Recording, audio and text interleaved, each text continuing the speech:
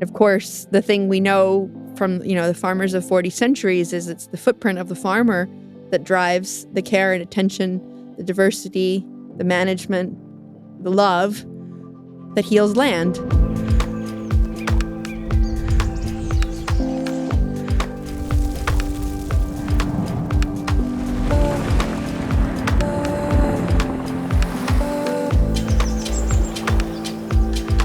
Welcome to the Regeneration Will Be Funded. I'm your host, Matthew Monahan, and in this series, we're having conversations about regenerative finance, technology, and our living planet. How can we build an economy that's in service to life? Brought to you by Ma Earth. You can find all of our conversations at maearth.com. Thanks for joining us. Welcome. Today's conversation is with Severine von Tscharner Welcome. She is the founder of Agrarian Trust, Greenhorns, Farm Hack, many different projects and organizations. She is an organizer and a farmer herself. Severine was one of my earliest influences in this space, so what a privilege it was to sit down now and have this discussion with her. We go into things like land use transition, funding the farmers' movement, algae, and many other topics. Severine has a humorous, playful, eloquent way of articulating herself. I promise you will enjoy it. Let's dive right in with Severine von Tscharner Welcome. Today we're here with Severine von Tscharner Welcome. Thanks, Severine, for doing this. Right on. Severine is a farmer. She is a founder of Agrarian Trust. She is a founder of many other projects and organizations, which we'll get into. And we're happy to have you in Aotearoa, New Zealand right now. In the glorious rain. Yes. How's your visit been so far? Wonderful. Glorious. Beautiful. Verdant. Any other adjectives you'd like to throw out there? So much potential for restoration. So much roadside vegetative abomination with the herbicides in New Zealand. Mm-hmm. So much normative, erosive road cut, land violation everywhere. It's like very abrading to those of us in the eco space, I think. Like it's gorgeous, and it's also massively an ecology of invaders. And then these weird phalanxes of willows and poplars. This is kind of Hobbit universe it's very strange. Like Bermuda had a baby with whales, but then it was all this like super limited palette of trees that were painted on with a brush. Anyway, these are very unpolitically correct statements, I'm sure, but it's shocking every time. Mm-hmm. Yeah, well, this is a safe space.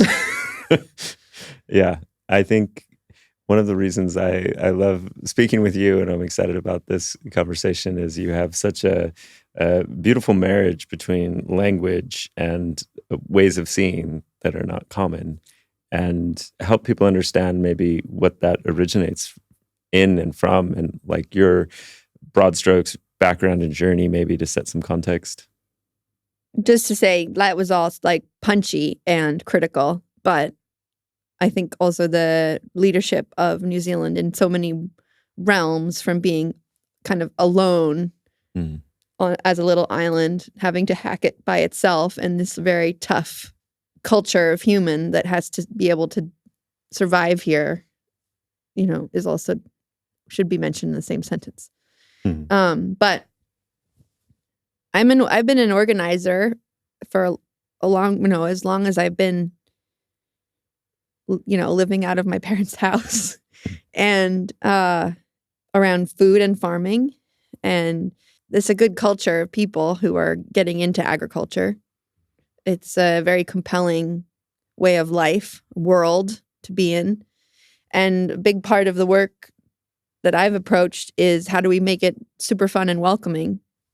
And so I think languaging and making visible the culture, making accessible the culture, bringing in all the intersectional flavors of that, helping to kind of bring in voices and illuminate pathways and map out patterns and cultivate in others kindness and sharing and team spirit, to welcome in yet another group, that essentially it'd be very lonely if we all have to live far away from any other people doing what we're doing, organically farming, surrounded by, what is increasingly an aging rural population in most parts of the world. Mm-hmm. So building a fun youth culture is the goal.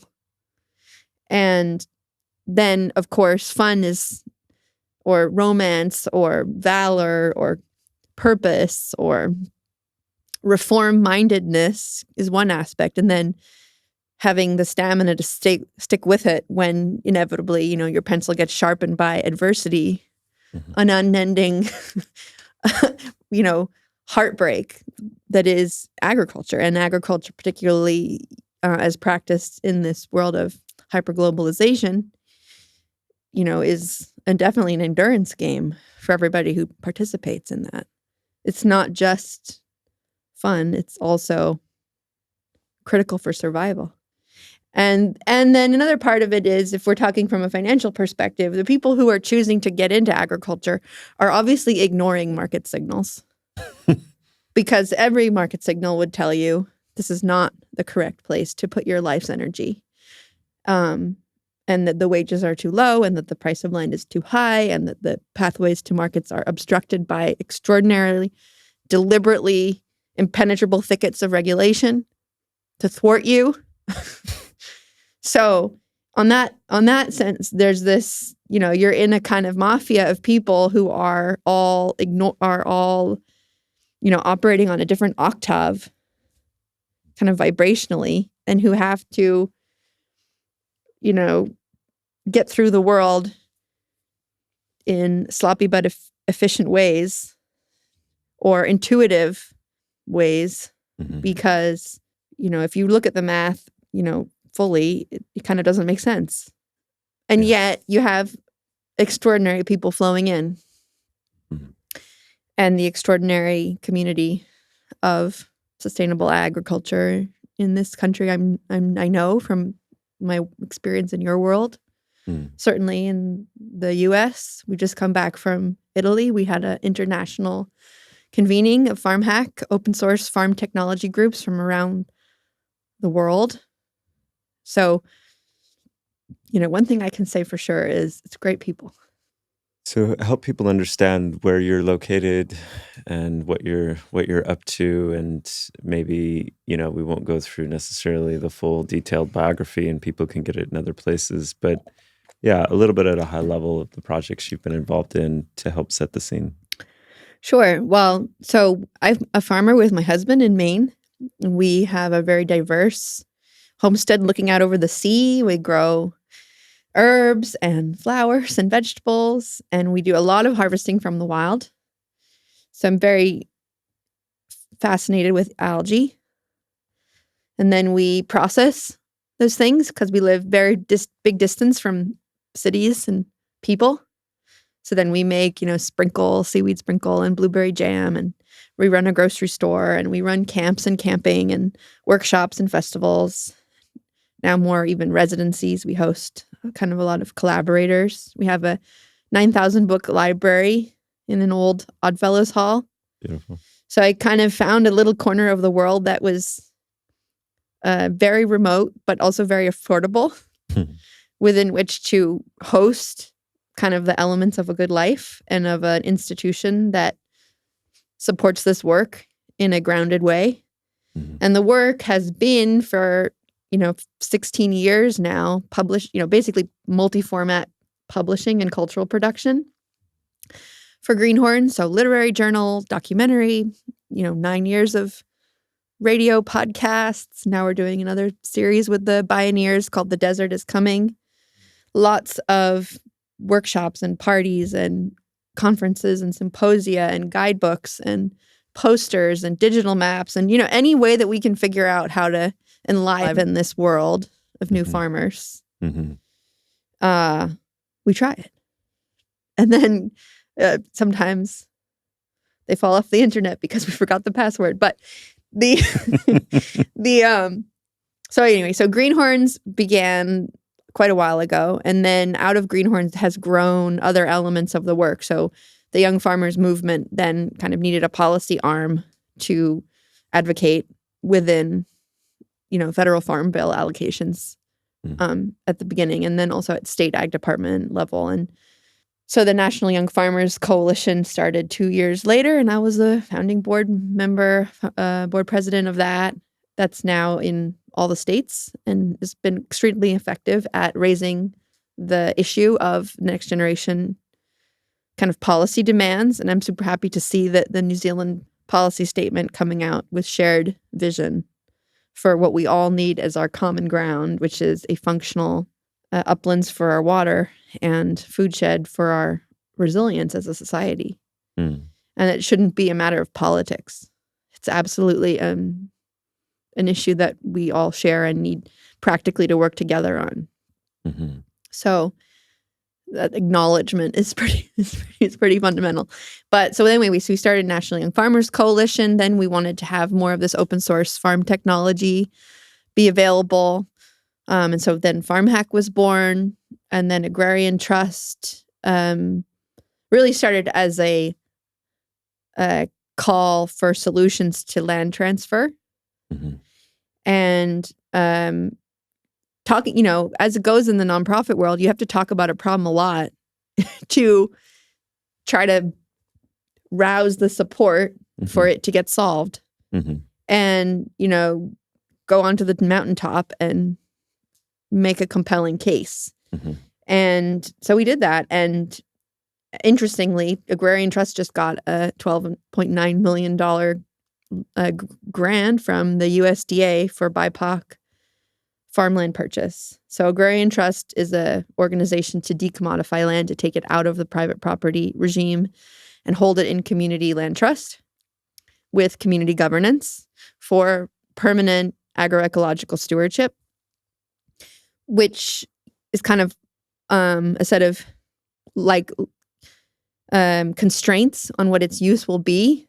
So in the kind of age of dominion and commodification of land, you have the right to destroy, the right to extract, the right to mine, the right to intensify and have monoculture. But in the Agrarian Trust kind of framing, you have a right for regeneration, you have a right for restoration, for hedges and improvements, for polyculture, for local food access, for education. So you're setting a framework around how that land will be held, such that it's a kind of spiritual home for its surrounding community of eaters.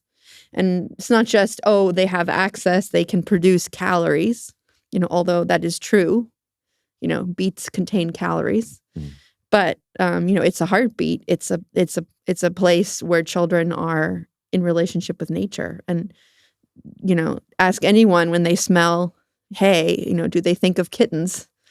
If they grew up in a relationship with working land, that was absolutely, a portal for love of the world that they crawled through, in the barn.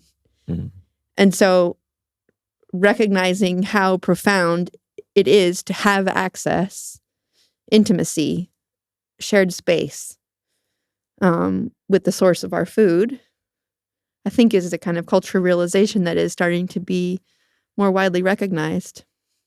And you shared yesterday that once you do have something like a farm in the middle of a community with community access and ownership rather than this privatization and, mono, industrial, agro, whatever, that other things follow on. Can you share more about that? Well, so we have kind of 8 projects that are now established, 8 commons, 8 agrarian commons. And some of them were new, bringing, new farms arising from, what had been like a degraded pasture. Others of them were established organic farms that had a good track record of training young people into farming and had already, 250 CSA shares and barns and picnic tables and whatever. So different kind of forms. But apart from just the trend, like supporting, resourcing, and facilitating the transition of these parcels, these kind of farm organisms. It's also the new behaviors of people having to take responsibility outside of their role as a kind of purchaser, taxpayer, or kind of transactant in the world. And this caretaking and, membership behavior, I think, was more familiar in previous historical times than it is to the current generation of kind of weird, wired Western, alienated from land, alienated from many of the traditional institutions of shared purpose, generation of which I am a part, or you are a part. Many of the people who are watching videos on the internet may identify with themselves. The fact that they, don't necessarily go to church, don't necessarily participate in a skating club or a grange or a quilting club, or, even necessarily spend that much time at their public library. So that kind of disintegration from institutional community participation, community membership, and showing up, holding up together. The holding up together, the kind of yes and let's get this, we have got to figure out how to get the roof repaired on our shared hall, or who's going to cook the pancakes at the pancake breakfast, or how do we break down all the tents after our annual harvest festival. These are not just about getting the tables up and down. This is also learning each other's strengths and being in deep relation. So as much as the community finance is important for purchasing farms, the community enlivenment and community relatedness and community intimacy that comes from having to deal with problems is a really important kind of side outcome or parallel outcome for commoning land. And so much of the... Don't use the word committee. Sorry, so much of your work has been predicated on this big transition of land that's upon us and that's happening right now. Can you share more about that? Yeah, well, we have a big problem in the world, and that is the financialization of land. First the settlement conquest, and deforestation and domestication of landscapes caused injury to the land and its health and its resilience and its capacity to hold water and life and organic matter. But then now increasingly the price going up, ticking up, that every farm is valued as its maximum holiday home potential, or, as a racetrack or an airport.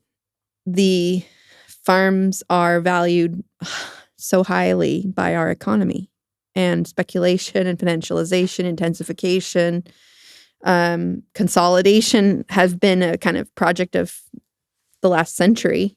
But obviously COVID also drove more flight from the cities, and those places that are close to cities became even more expensive if you were trying to buy a farm. So buying a farm is basically not within the wherewithal of most people. Right. So when you look at how are young people able to get into farming, they're mostly coming in through apprenticeships, becoming then into management. At a certain moment, there's a leap of starting one's own enterprise. There's often rental. There's often supplemental income. There's often terrifying debt. Meanwhile, the land wants to be farmed correctly. The humans and the other creatures with whom we share this beautiful earth need this land to be cared for by the stewards and who share its best interest. And there's lots of people, I wish there were more institutions to point to for, assertively reformatting the relationship of stewardship and access. Agrarian Trust obviously advocates and enacts one very public version of that as a kind of performance art of commoning. I have a wonderful friend, Omar, who wrote in the last New Farmer's Almanac his vision for starting with power lines power lines already get easements across land, but that you can imagine those easements that migratory routes and habitat refugia for foxes and quail and other birds, native pollinator habitat, etc., could also, kind of penetrate the private property matrix in ways that were guided by ecological need, by hydrologic, kind of geomancy. And so, for instance, in the world of Iowa, where he is, you've got corn, soy, corn. If you ever want to bring cows into that landscape, there need to be places where cows don't sink into the mud of that overtilled soil. So if you made like a power line easement, but for a perennial polyculture of native prairie flowers and forbs, not only would it be great for the bugs and the birds, and, the salamanders, I'm sure, but also you have a place where the cows can actually walk on to get between pastures. So it's that dire in terms of, dragging ourselves out of these absolutely doomed systems that are absolutely destroying the life of our land. And unfortunately, there's expedient, profitable proposals being made to kind of spray GMO microbes, and all sorts of ideas that are kind of drone and techno mega kind of solutioneering that tend to draw the eye and the investment dollar. And of course, the thing we know from, the farmers of 40 centuries is it's the footprint of the farmer that drives the care and attention, the diversity, the management, the love that heals land. So it's not a kind of point and click, copy and paste situation. It's really a resettlement and a integration of human and ecological interest. But of course, that requires brave, hardworking humans to go do it, and it's hard work. So, what's the point? The point is, as a society, it is critical that we support, accompany, facilitate, enable this migration into stewardship, and that beautiful talent that comes out of schools or doesn't go to schools could flow into this work and not be bottlenecked by the impossibility of financial access. And as I understand it, we have a lot of farms that are looking for that next generation stewardship as people get older, retire, and pass. And so, can you share Well, a the bit scale more? of the issue is kind of terrifying. It's 400 million acres in the next 20 years, and that was already 5 years ago statement. So it's kind of like we did a visualization, and it was, the size of the Louisiana Purchase is transitioning In the United States. in the United States. So it's an extreme amount of, acreage. The demand is there. There are amazing organic farmers retiring. There's a kind of lump of them. There's like a demographic pulse. This thing you might have heard of, the Back to the Land movement.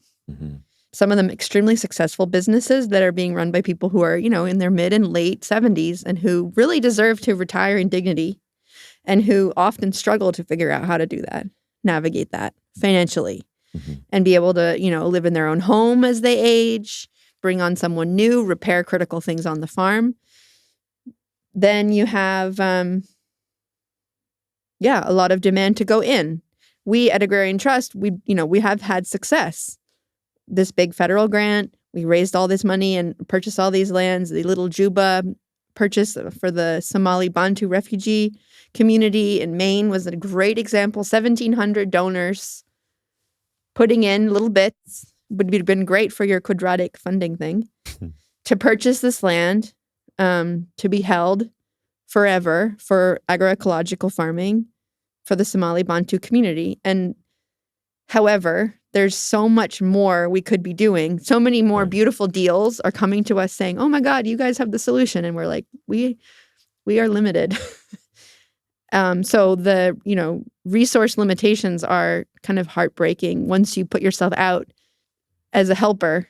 Yeah. And then you find that the wound is so great. Really resonates in the philanthropic side of things. Once you put yourself out there as hey, there's some resources. It's just like you're just exposed to the pain and suffering and scale of the challenge. So you mentioned Agrarian Trust, 8 of these agrarian commons now, and just also having witnessed you on the journey. Like, congratulations! You should be so proud, and it's just it's a beautiful thing what you've done, even in our tiny little scales. Well, and full disclosure, the beginning support of that happened from Namaste, and now Biome. So, it doesn't happen without some we were bros. just one of those small contributors along the way, and it was based on watching your work with greenhorns and just clear, obvious proof that you were a force to be reckoned with, and whatever you were sinking your teeth into next was going to be successful in whatever expression it found. And just privileged to be able to be useful in the movement through such a simple thing like contributing a little financial resourcing. But what I wanted to ask you is, you referenced Agrarian Trust as kind of, in some ways like performative art, and then yet you also now, congratulations, have received a more significant grant for the life cycle of this organization. I assume that's kind of the biggest chunk to ever come in. And so how do you think about, is the pathway like, okay, here's how we're going to, go from 8 to 80 to 800, or is this model, farm by farm, still needing kind of a different, meta strategy and rethink to really get it at a larger scale? Or is that the wrong way to think about it? Because this is really about replication and, trying to open source the blueprints, if you will, of the legal and financial commonsing activities. Or how do you think about it?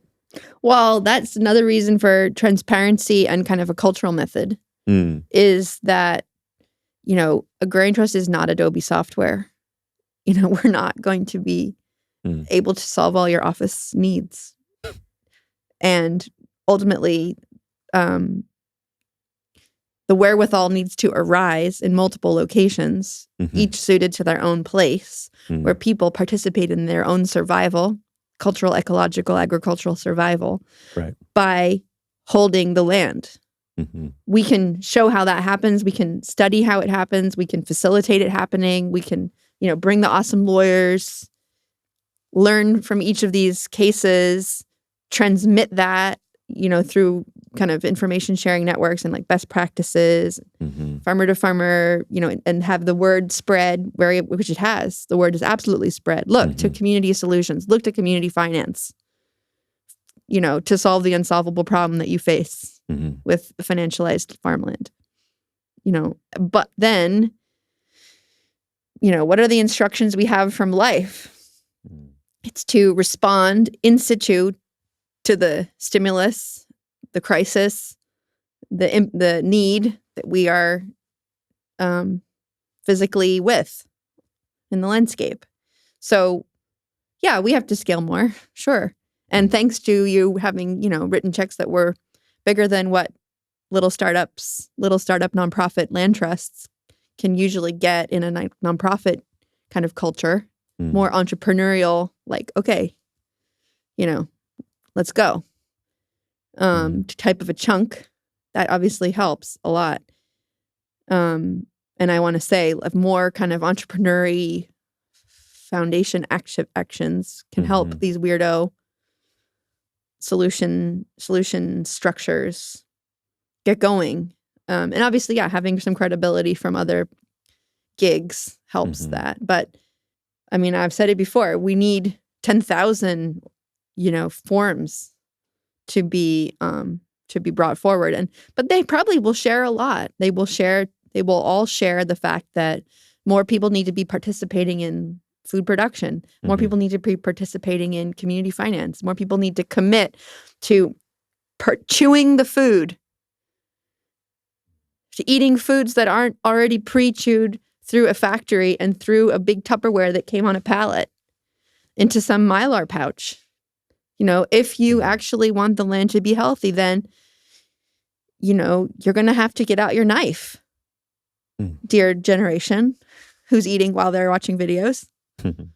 And I think that commitment, is reflected also in the financial realms. But that's like major behavior change.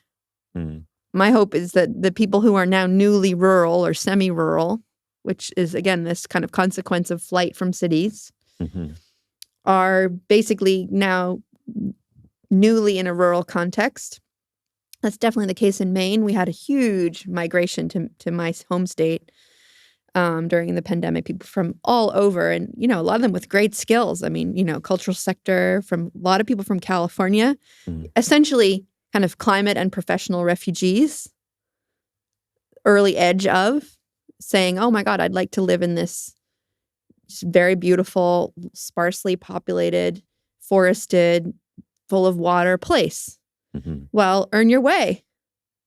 Earn your way into the heart of a community that has withstood tremendous stresses and has withstood youth departure and has had extraction of lumber, extraction of fish, extractive of potatoes and, arsenic contaminated water from the chicken barns, and whatever the legacy of destruction has been in the rural area where you happen to now be, right, where sprawl pressures are going to be coming, then if you're a factor in healing, a factor in holding, accompanying, bringing talent, I mean, no new farmer that I know doesn't have someone who shows up for bookkeeping, childcare, graphic design, web help. There's so many ways to support a local food business, not even, financially and non-financially. And then binding together the kind of crystal pattern of a new business, a new food farm business, where there's all these forces coming. That's our survival. Right. Being part of these crystals, being relationally bound up in one another's destiny. And the information moves beautifully where you have that level of connectivity.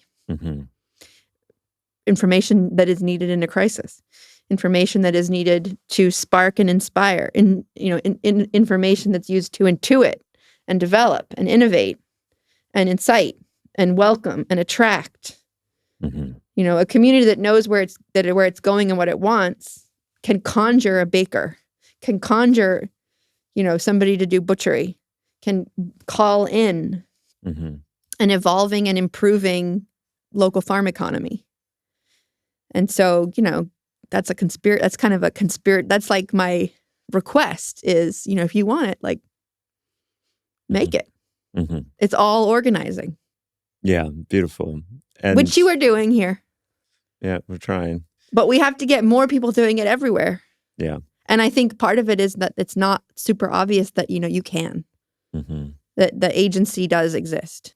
Sorry, back to you. There's so many barriers that, there's all of these different, things you're alluding to in terms of cultural and social change that has to happen.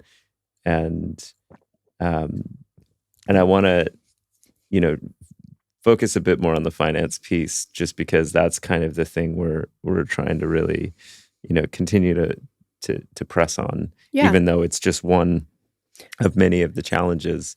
And the earth is paved. How do the dandelions penetrate through the pavement? Well, we had a really nice conversation earlier. I don't know, this is 12 years ago, with a guy who had also been a tech bro guy. And then he made Kiva, which was doing kind of micro lending in mostly Africa at that point for women to buy a sewing machine or whatever. Yeah. And we young farmers were at the time trying to kind of liberate federal loans, what's called FSA, Farm Security Administration loans. That was a Roosevelt era program that were often blocking organic people or diversified market people and saying like, oh, well, cabbage is only worth 13 cents a pound. So I don't see how it pencils out for you to, get $2.50 a pound for it or, So access to those loans was challenging. And when the Kiva guy was like, yeah, let's make it so you can have 0% interest, $20,000 loans for young farmers, and then they can support the kind of quadratic-y resourcing of that, and then pay back. And then we lengthened the payback term a little bit. It was like long enough for a piglet, to be weaned. But anyway, getting that money from outside of the traditional ag sector and bringing it into the kind of politics, the political appointee of FSA, allowed them to be forced to say yes. So I think part of the ecology that I'm understanding, financial ecology I'm understanding, is if you can kind of provoke and incite the quite conservative forces, the conservative norms of the way that finance flows, that can be an effective strategy. So, but let me say that more succinctly. Capitalizing farms is challenging. Accessing land is challenging. But, small chunks of low interest money for things like greenhouses, loading docks, packing sheds, washing and packing with sinks and being able to get it into a bag and bubbling the water up through and getting into, if you want a cash flow, then lettuce is the way to go, or eggs. And there's wonderful teachers on the internet who will help you. Jean Martin is a wonderful one in market gardening, Richard Perkins on the chicken front. I mean, there's just an extraordinary accessibility of the kind of top Renaissance wizards of the financial and the ecological management. Right. Small farm dream. Right. Like, never has it been easier to find the information on how you could go about this. But you still need to pull together 20 grand, for a nice wash packs area. Right. And so even at the lower end of what it takes to get these farms off the ground, there's major limitations for accessing that cash. Yeah. And you and I share this, like, what I would consider a bias towards bottoms up kind of approaches. Even the way you're articulating the in this conversation, but also the way that Agrarian Trust has approached it, and yet you're also pulling in this kind of more traditional top-down, larger pool of funding more recently, and you've obviously thought about things at kind of nationwide policy levels. Like looking at it from more of the larger institutional flows of capital. And maybe I'll specifically ask a question that I've been wrestling with this year, which is I had a conversation with someone that I had only just met, and they had only just recently become a trustee of an only just recently formed very large pool of philanthropic capital, coming out of technology, of course, and they were struggling to figure out how to allocate it. So in many ways, it was like the dream come true, kind of like huge dislocation of capital on a spend down kind of timeline, trying to find ways to support the climate crisis.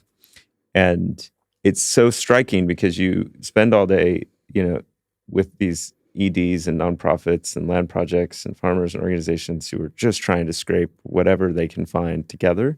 And then you have this conversation with someone who can't find large enough catchments to receive the funds, and a struggle to actually match the kind of local scale with the large pools.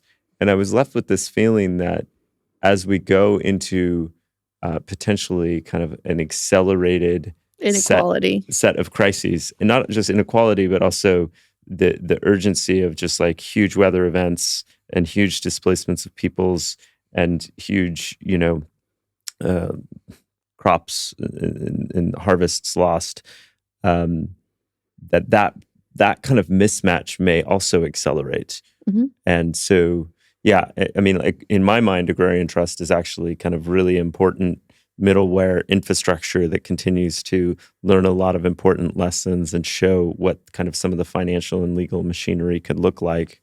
But I'm curious, what that brings up for you and commentary on kind of that dynamic. Absolutely. I mean, capacity building, facilitating, education for young people who want to get into this, onboarding, small capital, growing the entrepreneur world, supporting the cultural life of small places such that they're attractive. I mean, that's the thing. You bottom up is not. That's where that's because life goes against the force of gravity and creates elegance from sunlight. Life of necessity begins at a small point. And each seed has autonomy. Each farmer, each entrepreneur, each place, each river, undertakes its own slalom. And I think there are baked in assumptions that come as soon as you have this mega reservoir of cash, of any concentration. Richard Heinberg did a book on power recently from the Post-Carbon Institute, and looking at the mechanical power of a dam across a river, for instance, versus the ecological power of the river, and all the energy path of that meandering river, and the fish rushing up it, and the moving of the phosphorus upstream from the bones of the animals, and the bears and the eagles who are eating the flesh of the fish that are coming from the sea. And that the majesty, the magnificence is one part, but also just the metric scale of power is so much bigger when the river is flowing freely than when you can just catch it and run a couple whirligigs. And so, the good news is there are tremendous amounts of people who are in a position to use this cash. And so, apprenticing oneself if one is in the position to distribute financial capital, apprenticing oneself to the practitioners who have already played this field, and, yielding and being more humble and not trying to set up yet another, effing whole nother, competition and fancy websites and, massive amounts of master's degree white people clickety-clacking on computers. It's really frustrating how, pompous it can get in the world of all this mega cash. Totally. And meanwhile, you have these extraordinary social movements via Campesina, for instance, who have a membership, a civil society process, principles, policy, the farmers union in the United States. You have amazing organs of shared need, shared analysis, a policy vision, areas of focus. Like the work has been done to discern and to lay out the agendas. And so, please help those guys, find the pathways, because we need to break it into rivulets, that stream. Yeah. And urgently, we have to move that cash out into the good work. Urgently, we do. And then there's the part of that happens kind of extra bodily, through checks and donations. And then there's also the opportunity to, wherever it is that you are, invest in the food shed. Who are the people who are producing the food? Who needs a grain mill? Who needs a walk-in cooler? What is the investment that can happen within your, region that strengthens the region? And I think that those kinds of partnerships can be extremely rewarding, because then you have the donor cultivating greater insight and having a feedback loop and learning from, the kind of physicality of the problem. Because the thing is, food is physical. So there's a other part of it, which is like getting out of the cerebral, hyper realm, which is what comes with extreme wealth. A lot of hyper realm. And getting back into like, what do I observe? What is the land saying? Where is health? That level of responsivity is what keeps those of us who farm happy. Tending to 10,000 seedlings every spring. Yeah, it's work. They have to be watered every day. But joy, absolute joy. And when I go to the city and give talks and then the teachers are all saying, oh, the kids are depressed. It's like, oh my God, we've got to get these kids in a greenhouse. There's just no way to be depressed when you're watering seedlings. On all levels. Moving it out into the physical, moving the spirit into relationship with life will help for all of that, for all the parts of that. Yeah, I'll stop asking you about money. I want to ask you about algae. Oh, good. Why algae? Algae is a world maker.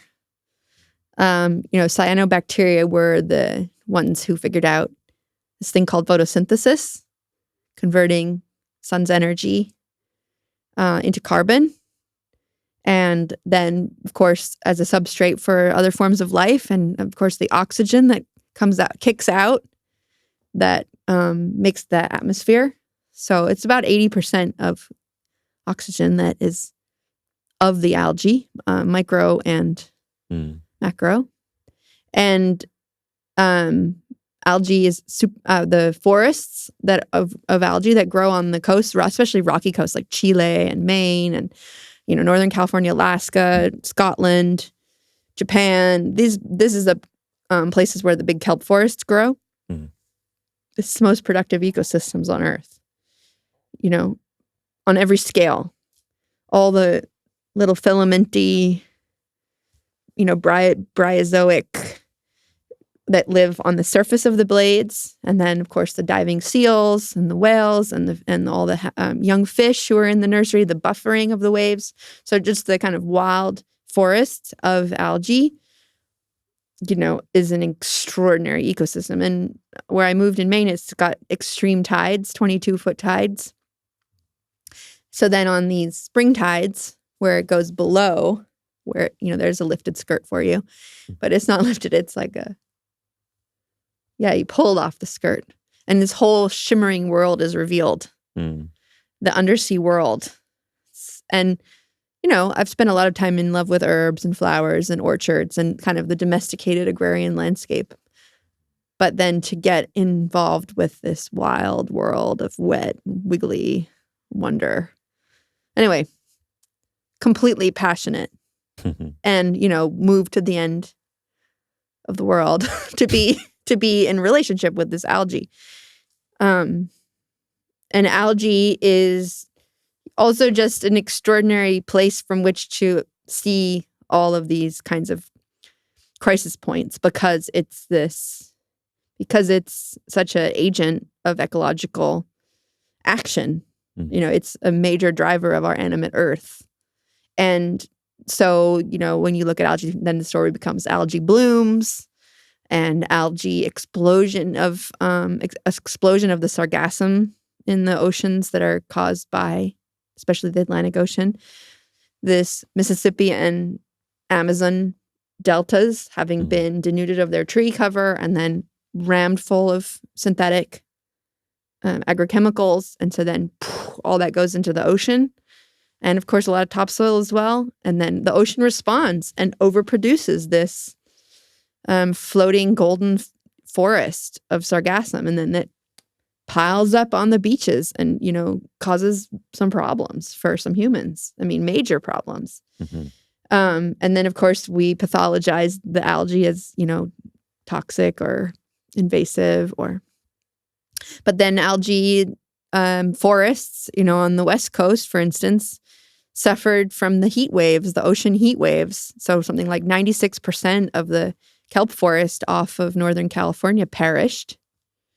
And then there was this kind of invasion of zombie urchins that were also slowing its recovery.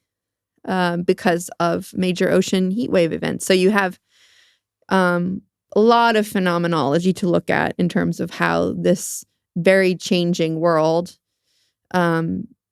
relates to change and how algae figures into that. And proposals for large-scale farms of algae. I mean, right now, 97% of seaweed is grown in Asia, mostly for food. I mean, pretty much for food. Algae is also used in fertilizers. And around us, that's a pretty big harvest from our ecosystem to go kind of remineralize animals. It was interesting to be in the back of a truck, and I had the familiar smell of home, and there it was. Acadian seaweed from my bioregion is being fed to sheep in New Zealand. So there's, the same thing we have with agriculture where we have to re-regionalize our supply chains is the same with algae. And we can harvest wild algae, absolutely. But we can't harvest it all. And then we should be farming some seaweed. But should we be farming 10,000 acres floating, autonomous, robotically tended monocultures for biofuels? Maybe not. Are there dangers that occur from domesticating a wild ecosystem that's in mega crisis? Yes. Do pests and diseases emerge when you create a monoculture of juvenile, highly concentrated, ancient beings? Yeah. That is an absolute concern. And so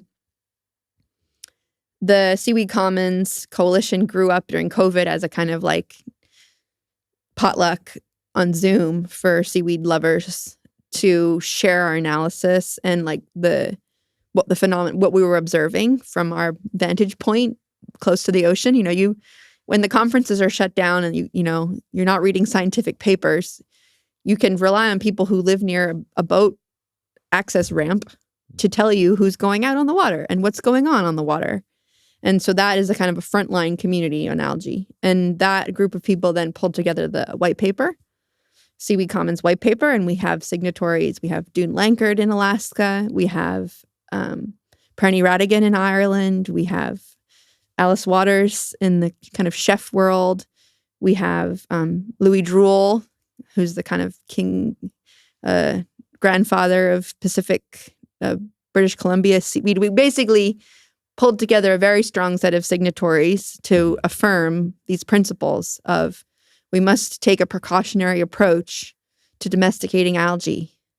And we must do it learning the lessons from large-scale farming and land. And we must do it in ways that support the coastal livelihoods. Don't just go and extract from places that already lost their fish, that are really poor and remote, and just have a bunch of kind of outsider-owned, big O companies come in, and which has been the pattern of salmon aquaculture for sure, leaving a terrible legacy everywhere they go.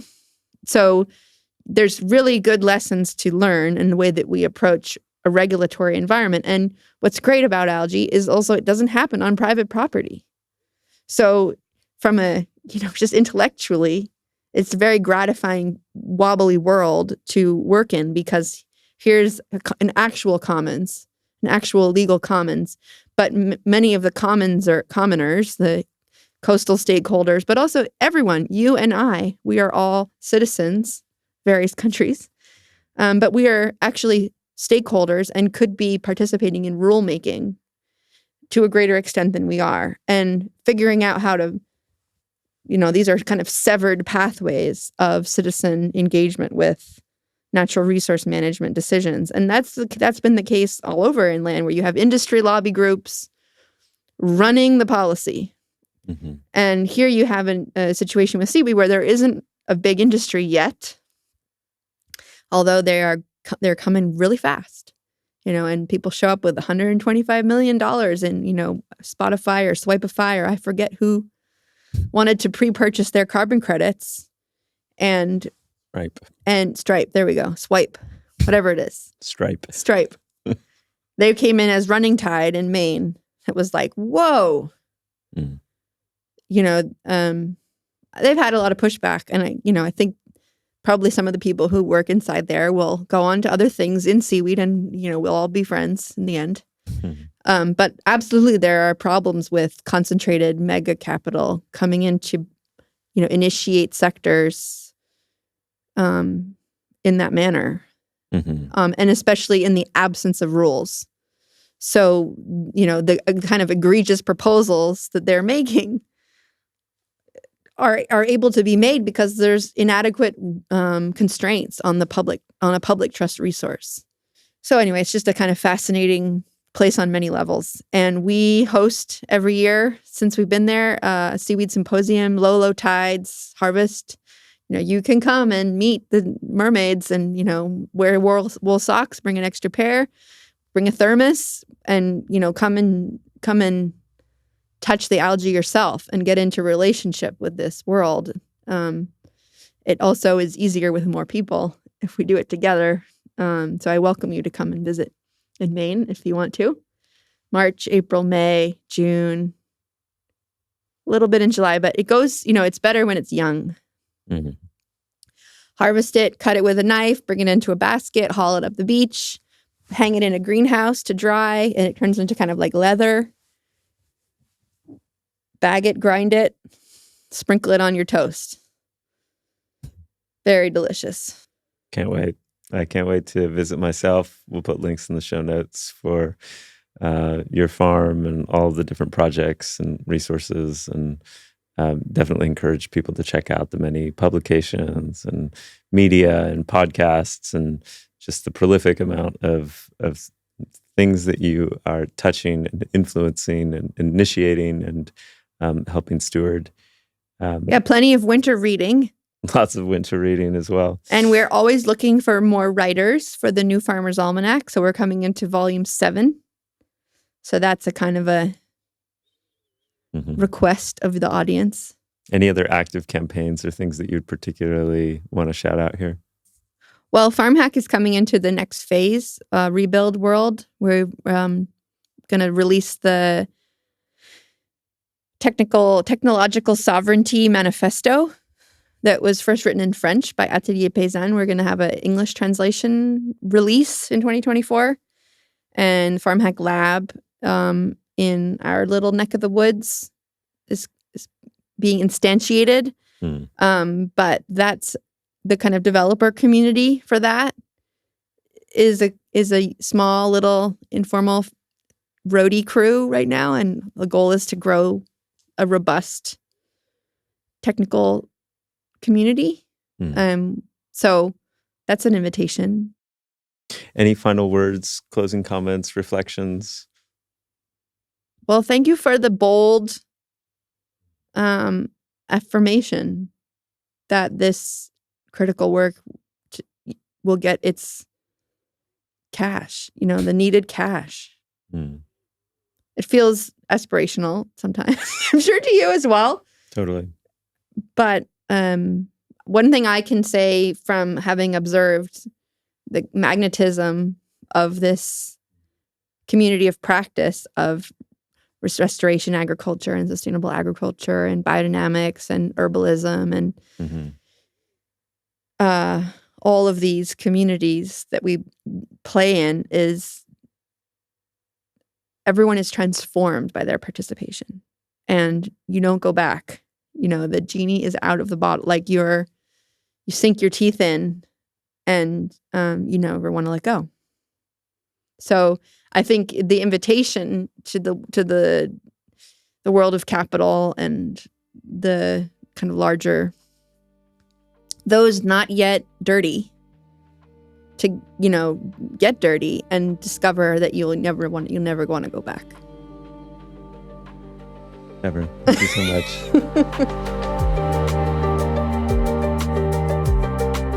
Well, I hope you enjoyed that discussion with Severine.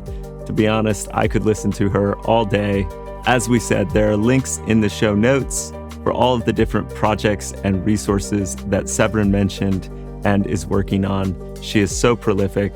You can also find more great conversations like this one on maearth.com. We invite you to like, share, subscribe, give us a 5-star rating.